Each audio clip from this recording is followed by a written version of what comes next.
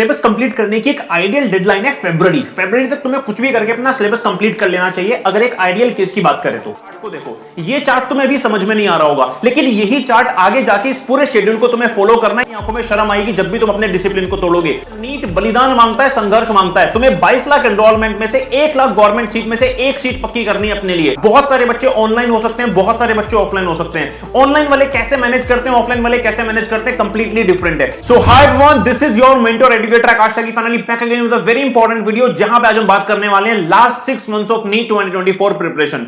बहुत सारे बच्चों ने यहां तक अपनी प्रिपरेशन को बहुत ही अच्छे तरीके से, डिसिप्लिन तरीके से किया है, एकदम ट्रैक पे लेके चले हैं। और अब वो ये जानना चाहते हैं कि सर लास्ट के 6 मंथ्स में मुझे अपनी प्रिपरेशन को कैसे आगे लेके जाना है, क्योंकि ये 6 मंथ्स तुम्हारे लिए बहुत ही क्रूशियल होने वाले हैं। तुम्हारे सिलेबस कंप्लीशन से लेके तुम्हारे मॉक टेस्ट तुम्हें कब देने स्टार्ट करने हैं, तुम्हें इन सिलेबस कंप्लीशन में किस किस चीज को इंक्लूड करना है, क्या तुम कुछ गलती तो नहीं कर रहे हो, क्या अभी तक तुमने कुछ गलती तो नहीं की है। आज इन सारी बातों के बारे में हम करने वाले हैं चर्चा। यहां पे उन बच्चों के बारे में भी बात करूंगा जो कुछ बच्चे ऐसे जो कह रहे हैं कि सर किसी भी वजह से अभी तक की मेरी प्रिपरेशन जो भी थी, मुझे ऐसा लगता है कि मैं अपना 100% नहीं दे पाया। मैंने जितना भी सिलेबस अभी तक कंप्लीट किया, मुझे नहीं लग रहा कि सर मैंने उस लेवल पे उसको किया हुआ है जिस लेवल पे एक टॉपर कर रहा होता है, जिस लेवल पे मेरी रैंक आ सकती है। तो अब लास्ट के 6 महीने जो बचे हैं, मुझे इनमें क्या करना चाहिए, ऐसी कोई वीडियो बना दो। और ये वही वीडियो है जहां पे मैंने बैठ के 1 से 2 घंटा लगा के सारी कैलकुलेशंस करके आवर्स से लेके, डेज से लेके, मंथ से लेके, वीक से लेके सब कुछ मैंने कैलकुलेट किया है।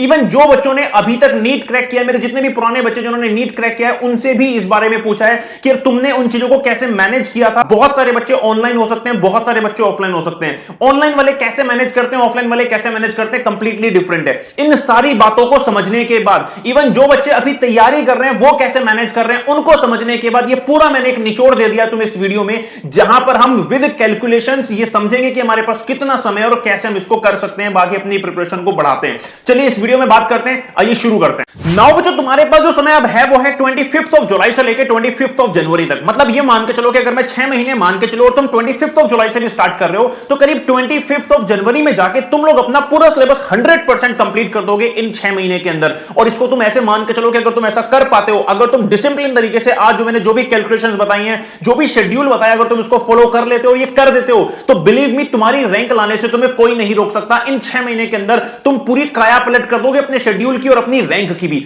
सबसे पहले ये समझ लो कि इन 6 महीने के अंदर तुम्हारे पास बच्चों 24 वीक्स हैं। इन 24 वीक्स में तुम्हें करना है जो भी करना है। अच्छा, सबसे पहले तुम्हें करना है बच्चों अपना सिलेबस कंप्लीशन। सिलेबस कंप्लीशन बहुत इंपॉर्टेंट है, लेकिन उससे पहले बता दूं, बहुत सारे बच्चे अभी तक यही नहीं जानते कि सिलेबस कंप्लीशन में क्या क्या चीज इंक्लूड होनी चाहिए, और कहीं ना कहीं ये भी चीज तुम्हारी रैंक को इफेक्ट कर सकती है। सबसे पहले जान लो कि सिलेबस कंप्लीशन जब मैं कह रहा हूं इन 6 महीने में तुम्हें करना है, तुम्हें क्या क्या यहां पे इंक्लूड करना है, क्या क्या तुम्हें अपने शेड्यूल में डालना है। सबसे पहले बच्चों आते हैं कंप्लीट नोट्स। तुम्हें हर एक चैप्टर के, हर एक टॉपिक के बिल्कुल 100% एकदम परफेक्ट तरीके से अपने नोट्स तैयार करने हैं। सबसे पहला काम तुम्हारा यह होना चाहिए। दूसरी बात बच्चों, चैप्टर वाइज टेस्ट। बहुत सारे बच्चों को ऐसा लगता होगा कि सर टेस्ट तो मैं बाद में दूंगा। बहुत सारे बच्चे ऐसे होंगे, खासकर ऑनलाइन वाले, जिनको बहुत ज्यादा पीछे से बैकिंग नहीं होती कि यार टेस्ट दो टेस्ट दो। उन्हें ऐसा लगता है कि ठीक है यार, अभी तो मैं सारा सिलेबस कंप्लीट कर लेता हूं, लास्ट में जाके सारे टेस्ट दूंगा। बच्चों ये मेंटालिटी बहुत ज्यादा गलत है, बहुत ही ज्यादा गलत है। चैप्टर वाइज टेस्ट देना बहुत ही ज्यादा जरूरी है। ये आपके सिलेबस कंप्लीशन में ही आता है। मान लो कि सिलेबस भी कंप्लीट कर लिया, अगर चैप्टर वाइज टेस्ट तुम अभी नहीं दे रहे हो अपने सिलेबस कंप्लीशन के टाइम पे, तुम्हारी बहुत सारी मेहनत बर्बाद जाने वाली है। तो मेक श्योर कि तुमने चैप्टर वाइज टेस्ट दिए हो, इन 6 महीने में तुम्हें देने ही हैं। तीसरा मोस्ट इंपॉर्टेंट बच्चों, इसी सिलेबस कंप्लीशन में तुम्हें एनसीईआरटी के सारे इन टेक्स्ट क्वेश्चन और सारे एक्सरसाइज क्वेश्चन कंप्लीट करने हैं। जी हां दोस्तों, तुम्हें यहां पे इन टेक्स्ट और एक्सरसाइज क्वेश्चन करने हैं। यह भी सिलेबस कंप्लीशन में ही इंक्लूड होना चाहिए। उसके बाद बच्चों पीवाईक्यू प्रैक्टिस बहुत इंपॉर्टेंट है तुम्हारे लिए, यह भी तुम्हें अपने शेड्यूल में इंक्लूड करना ही पड़ेगा। अब आगे क्या करना है वो देखते हैं। नाउ बच्चों, शेड्यूल को शुरू करने से पहले एक बार ये जान लेते हैं कि हमारे सामने भी 6 महीने में 24 वीक्स में क्या क्या टारगेट है, हमें कितना कुछ कंप्लीट करना है। सबसे पहले बच्चों हमें करने हैं 28 चैप्टर्स कंप्लीट फिजिक्स के, हमें करने हैं केमिस्ट्री के 31 चैप्टर कंप्लीट, और हमें बायोलॉजी के करने हैं 38 चैप्टर कंप्लीट। टोटल मिला के बैठते हैं हमारे टोटल 97। बहुत सारा एक ह्यूज सिलेबस तुम्हारे सामने इन 6 महीने में तैयार करने के लिए, 24 वीक्स में करने के लिए। बहुत सारे बच्चे ऐसे हो सकते हैं जो कह रहे हैं कि सर मैंने बहुत कुछ कंप्लीट कर लिया, लाइक मेरे 20-25 चैप्टर्स ऑलरेडी कंप्लीट हो चुके हैं, मुझे बाकी के करने हैं। कि मेरे लिए शेड्यूल ये काम करेगा। यार तुम्हें ये पूरा शेड्यूल तुम्हारे लिए भी काम करेगा। तुम्हें फॉर एग्जांपल तुमने 20 चैप्टर्स ऑलरेडी परफेक्ट तरीके से कर लिए, तुम्हें ये शेड्यूल को फॉलो करना है 77 चैप्टर्स के लिए, और तुम्हारे लिए बहुत आसान हो जाएगा शेड्यूल को फॉलो करना। जिन बच्चों ने अभी तक लग रहा है कि सर मैंने कुछ भी परफेक्ट तरीके से नहीं किया, मुझे तो अभी कुछ ऐसा बताओ कि मुझे आज से ही स्टार्ट करना है, तुम्हारे लिए परफेक्टली 97 चैप्टर्स के लिए मैंने पूरा का पूरा शेड्यूल ये बनाया हुआ है।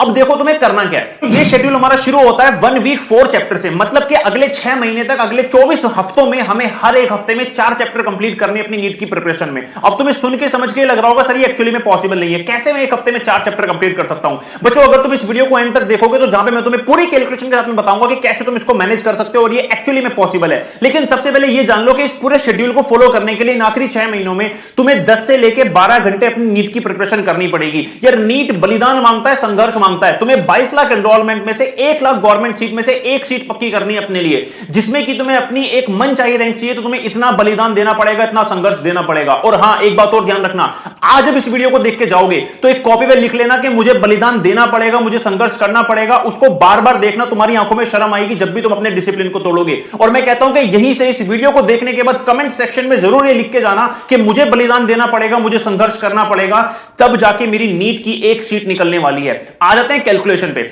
अगर तुम मिनिमम 10 घंटे और मैक्सिमम 12 घंटे अपनी प्रिपरेशन को देते हो बच्चों, बिलीव मी तुम लोग आराम से नीट में मेडिकल सीट निकालने वाले हो। अब देखो कैसे, यहां पे अगर मैं बात करूं, मेरे पास 24 हफ्ते हैं, मेरे पास बच्चों 24 हफ्ते हैं। तुमने अगर एक दिन में 12 घंटे भी दिए हैं, 7 दिन एक हफ्ते में होते हैं, तुम्हारे पास 2016 घंटे होते हैं अपनी प्रिपरेशन के। और ये कम नहीं है, ये मोर देन सफिशिएंट है एक अच्छी रैंक लाने के लिए। सबसे पहली कैलकुलेशन, तुम्हारे पास 2016 घंटे हैं।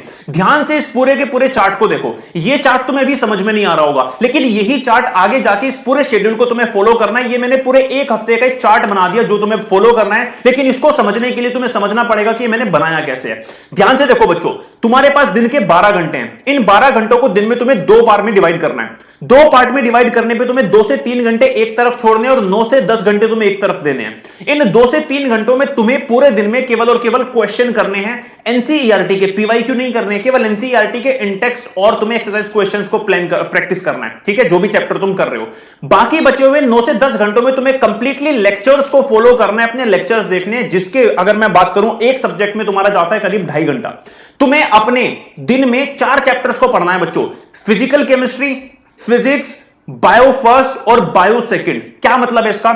मतलब तुम्हें केमिस्ट्री में सबसे पहले फिजिकल केमिस्ट्री लेनी है, फिजिक्स लेनी है, बायो फर्स्ट और बायो सेकंड, मतलब बायो को हमें 2 पार्ट में डिवाइड कर रहा है। चलिए बहुत बढ़िया। अब बच्चों तुम्हें हफ्ते के 6 दिन देने हैं अपने लेक्चर्स को, मतलब तुम्हें यह करना है कि संडे को छोड़ दो, उसको बाद में देखेंगे भी क्या करना है, लेकिन तुम्हें अपने हफ्ते के 6 दिन में कंप्लीटली फोकस करना है अपने लेक्चर्स में। तुम्हें सबसे पहले अपने नोट्स कंप्लीट करने हैं, सब कुछ अपनी थ्योरी कंप्लीट करनी है। अब देखो 6 दिन में तुम्हारे पास क्या क्या ऑप्शन होते हैं करने के लिए। इन 6 दिन में तुम्हें क्या करना है, अगर मैं मान के चलता हूं तुम 12 घंटे भी नहीं दे पाए, तुम केवल 10 घंटे ही दे पाए अपने एक दिन में अपनी प्रिपरेशन को, तुम्हारे पास एक सब्जेक्ट के लिए 2 घंटे रहने वाले हैं। मैं किसी एक सब्जेक्ट को पकड़ लेता हूं, सपोज करते हैं फिजिकल केमिस्ट्री को मैंने पकड़ लिया।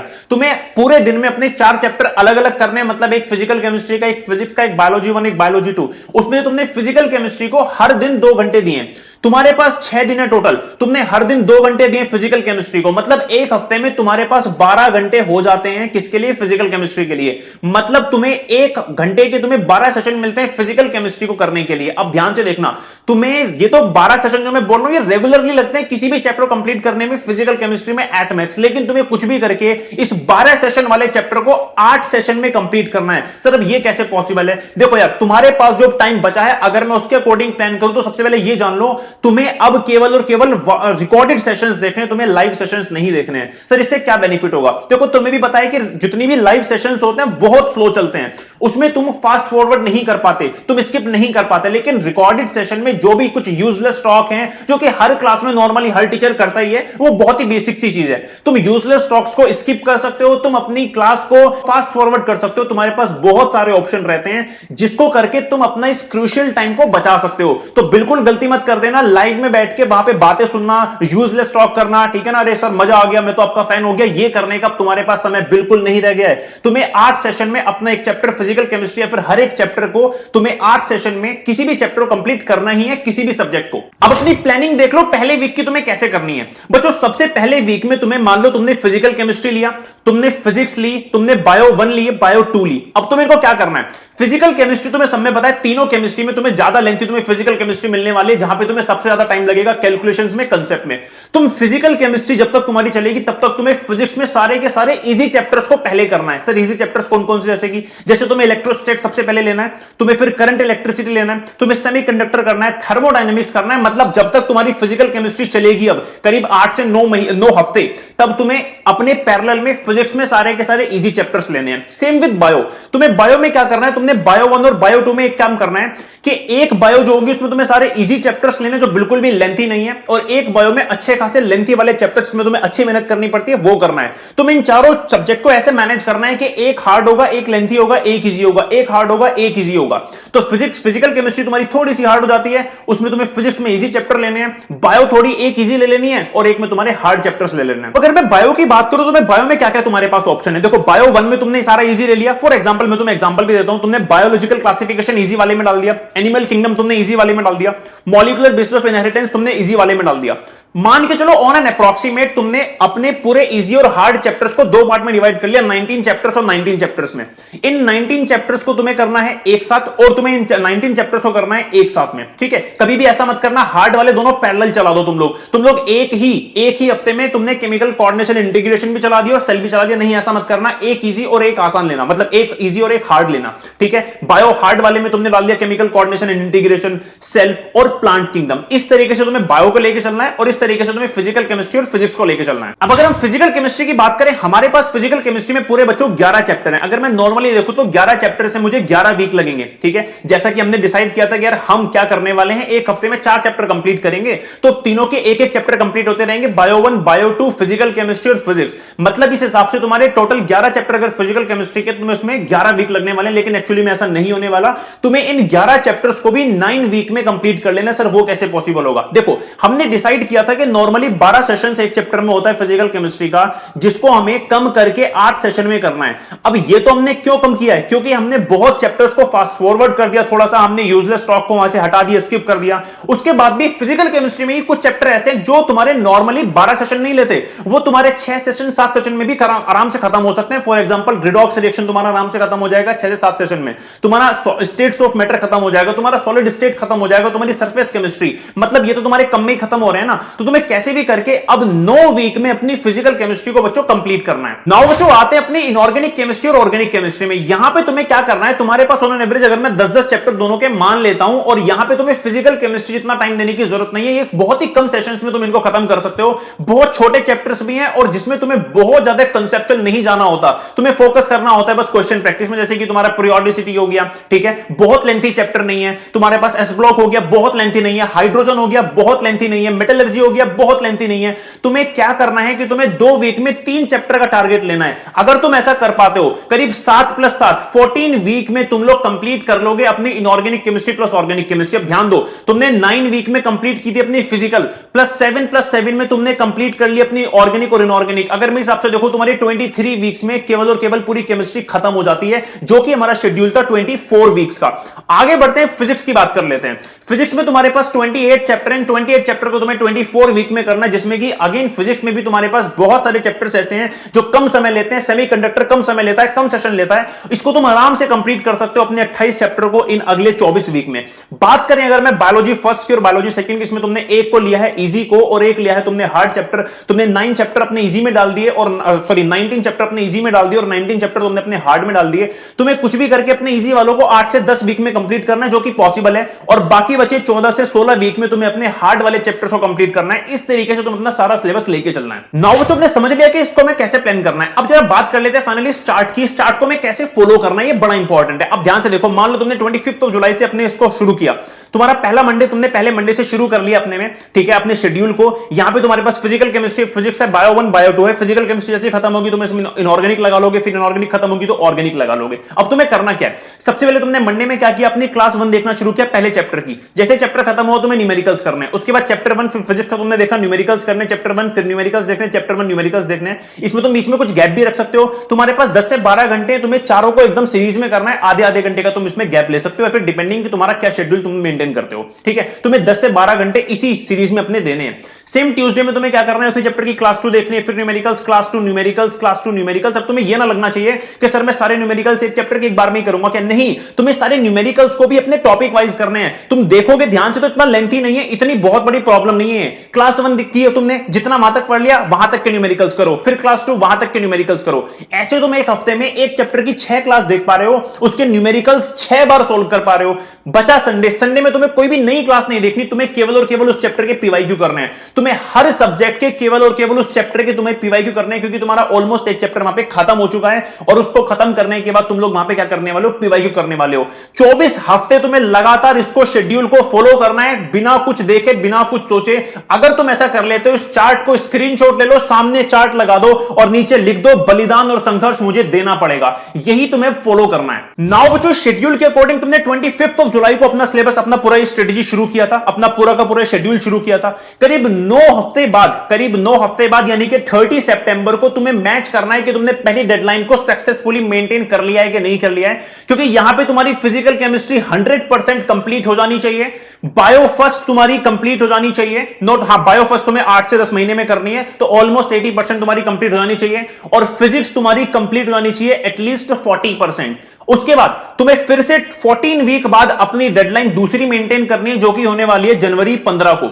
जनवरी 15 को तुम्हारी इनऑर्गेनिक केमिस्ट्री खत्म हो जानी चाहिए, ऑर्गेनिक केमिस्ट्री खत्म हो जानी चाहिए, बायो 1 और बायो 2 दोनों हो जानी चाहिए और तुम्हारी फिजिक्स हो जानी चाहिए 100% कंप्लीट। बच्चों, अगर मैं बात करूं आगे 25 जनवरी के बाद तुम्हारा क्या यहां पे शेड्यूल होने वाला है, तो 25 जनवरी के बाद तुम्हारा 100% सिलेबस कंप्लीट हो चुका होगा, तुम्हारे नोट्स कंप्लीट हो गए होंगे, तुम्हारे in-text question, exercise question complete हो गए होंगे, इवन तुम्हारे पीवाईक्यू जो कि तुम संडे में करते हुए आ रहे हो वो भी तुम्हारे कंप्लीट हो चुके होंगे। इनकेस बच्चों तुम्हें ऐसा लगता है कि तुम्हारा कुछ छूट गया है, तुम्हारे पीवाईक्यू रह गए, तुम्हारे इंटेक्स्ट एक्सरसाइज क्वेश्चन छूट गए हैं, फिर तुम सिलेबस को एक्चुअली में इस तरीके से मेंटेन नहीं कर पाए, तुम्हारा कुछ छूट गया है, इसके बाद भी 26 जनवरी से लेकर करीब बच्चों 1 मई तक हमारे पास 3 महीने रहने वाले हैं। हमने शेड्यूल को जैसे मेंटेन किया हुआ है कि उसके बाद हमारे पास 3 महीने रहते हैं हमारे पीवाईक्यू रिवाइज करने के लिए, जो बच गया उसको करने के लिए, अगर सिलेबस कुछ बच गया तो उसको करने के लिए, एनसीईआरटी रिव्यू करने के लिए और 100+ मॉक टेस्ट को सॉल्व करने के लिए, एनालिसिस करने के लिए। एक बहुत इंपॉर्टेंट न्यूज़ तुम्हें जाते हुए दे देता हूं कि इसी चैनल पे already NCERT line by line recording मैंने शुरू कर दी है,